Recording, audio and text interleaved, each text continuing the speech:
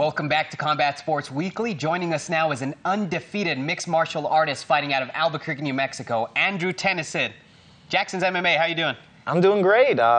Teaching and learning and just being a martial artist. Yeah, it's a pleasure to have you on. Again, you know, your amateur and your pro career, you've been undefeated. 6-0 as an AMI, 3-0 as a professional, but over the past 2 years, you've only had 3 pro fights. Why do you feel it's so difficult for you to get some professional bouts? People actually have to pay me now. So I think they're like, oh, we can have these amateur fighters fight for free, and it's going to be exciting, but it's not going to be, I guess, the quality.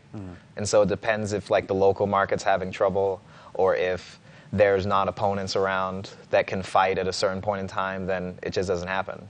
Do you think it's also the fact that of how you beaten some bigger names and where you actually fight out of? Maybe. I know one fight, one guy supposedly turned it down because he knew I was from Jackson's. But most of the time I just think there's, like, our whole gym is filled with talent right now. There are people from Russia, there are people from Mexico, there are people from all across the country, and they're still having trouble finding fights too. So I know it's not just me, and I know that my team there is trying to do the best they can to help me find fights, and I'm just being patient and improving my skills. So what do you do on your time away from the cage? Since you don't have fights, how is it that you stay active? How is it that you're still fully involved with the sport? Well, there's 2 things that I think about. I think about having martial arts be a lifestyle, so I'm always going to the gym. I'm always doing that grind, training with people, helping people for their fights. Steve Garcia, Kevin Kroom, Donald Sanchez. I'm training with them. I'm helping mimic their opponents. I'm doing the best I can to help them. And then I'm also teaching at Jackson's Mixed Martial Arts and Fitness Academy on Eubank and Candelaria. I teach just everyone off the street there, you know, young and old, men and women, fighters, future fighters, or just people that want to get in better shape. What's it like training some of those youngsters that are coming just as fresh as possible off the block? It's amazing. It's like you see a slab of marble and you're just like shaping it, and you're more worried about, am I going to let them down? Am I not going to show them the technique right? Because they're a reflection of you. I'd rather go in a cage and lose myself than see them go in the cage with, like, Jackson's on their shirt and then lose because of something I taught them. Yeah. It's a big burden for me, so I do the best I can. And some of these fighters, a lot of amateurs, you actually corner, so you're their head trainer there in some of the corners of some of their fights. Recently, I think you had an event where you guys went 4-0. Tell us about that. We went 5-0. 5-0, wow. Yeah, Cage Fury up in Farmington. We had Jasana Oles, and we had Jesse Ramirez, Jesse Tafoya. We won every fight, and only one of them went to a decision. And it was great seeing this guy that had worked so hard to lose a whole bunch of weight have his first MMA fight, to see a woman who's been training with Holly Holm and other great women mixed martial artists at our Jackson's facility, then go in there and win her 3rd amateur fight. It was amazing. It was an amazing night. I was there with Joey Villasenor, who's like a legend in the sport too. Yeah. So. How did you get your start in mixed martial arts? I know you also served in our military, so did that, you know, those 2 roads ever cross? Yeah, it was interesting. In the Army, they have Army combatives, and when I joined, like, years ago, because I'm all old, it was just like a week of grappling, right? And so I was at UNM because I was in the reserve, and so I got deployed later, but before I got deployed, I was just going to class, you know, 1 week in a month, 2 weeks a year. And I was just like, let me show you some things. This is what I learned in the Army. This is so cool. Yeah. Some little guy came over and beat me up, just like leg locked me, everything. And I'm like, teach me. Show me how it's done. Then a year later, I met some other guys. One of them was from Jackson's. I started going to Jackson's, training like for real instead of just grappling. And now it's like my life. It was just a real coincidence. Yeah.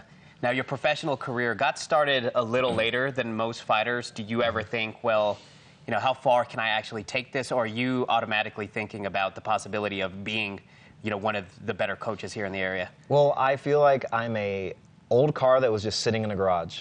And it wasn't getting worn and torn or anything like that. I have no injuries, no concussions, no broken bones, never had a surgery.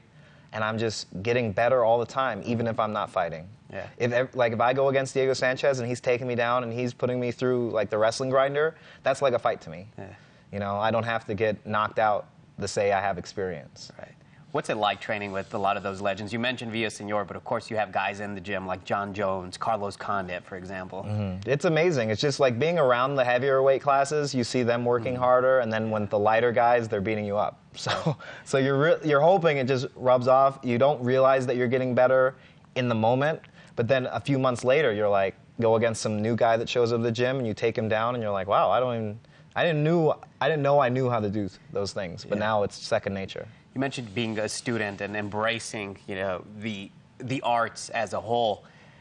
I'd have to ask about Greg Jackson. How much do you learn on a daily basis from him? Oh, all the time. I have one-on-one sessions with him. I work with the coaches from his academies, and I also get instruction in the pro gym from him, Winklejohn, Brandon Gibson, Lenny Lovato, Chad Smith. There's just so many cool coaches. There's all these people that are just pumping knowledge into me, and it's just amazing. I feel so blessed. It's so cool. How soon do you think we'll see you in the cage? I mean, is there anything coming up? Any chance? I was hoping October, and I'm trying to eat a little better just because of that. But then I was talking to some people, and they said, you can go and have a waffle. Because, that's my guilty pleasure is waffles. Yeah. I love them. You're a big fan of that post-fight or the post-weigh-in meal. What's your favorite meal to eat after the weigh-in? Oh, huevos rancheros with green chili and bacon and a waffle. Yeah. It's the best. There's nothing better. And if I'm in town, then I'm probably going to go, Sadie's or something, Then pizza after the fight. Not before the fight, though. You'll have heartburn while you're throwing jabs. It'll be horrible. That's not a good feeling. No. You're like, is my cardio failing or is it just my stomach? Yeah. If people want to get in touch with you, where can they reach out on social media, man? Oh, Tenneson MMA. If you Google that, you'll be able to find my Instagram, my Facebook, and my Twitter. I'm also on Eubank and Candelaria teaching, everyone. And if you come on by, mention this and give you a free week.